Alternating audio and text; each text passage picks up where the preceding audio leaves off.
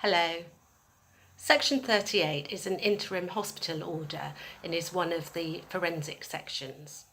It is used when a person has been convicted by a court of an offence for which the punishment is imprisonment, and where, on the basis of written or oral evidence, two registered medical practitioners have stated that they have reason to suppose that the person may be suffering from a mental disorder and that it may be appropriate for the person to be given a hospital order or Section 37 or Section 3741 instead of a prison sentence. So the Section 38 is a temporary section to assess the patient to determine whether the patient is suffering from a mental disorder and to treat the disorder if they have one.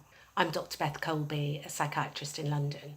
Section 38 is up to 12 weeks initially, and then it can be renewed for up to 28 days at a time, but the total period must be no longer than 1 year. The person who is under a Section 38 does not need to go to court each time the section is renewed, as long as they have legal representation at the court.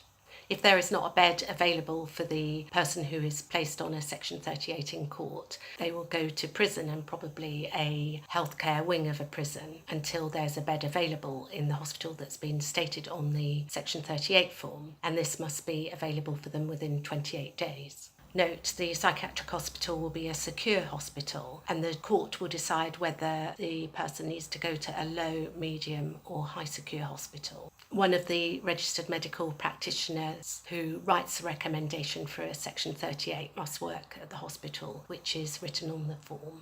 And the second registered medical practitioner must be a Section 12 approved doctor, which means that that doctor has a special expertise in the diagnosis or treatment of mental disorder.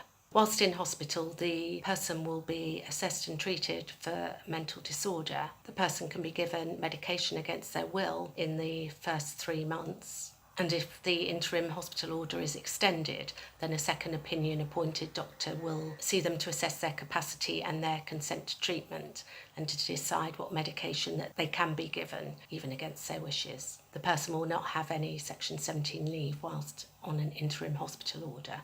The interim hospital order or Section 38 will end either when the responsible clinician decides that a Section 37 would be more appropriate, and then will make recommendations to the court for the person to go on a Section 37 or hospital order, or else for the court to dispose of the patient in another way, such as them going to prison. Thank you for listening. Bye for now.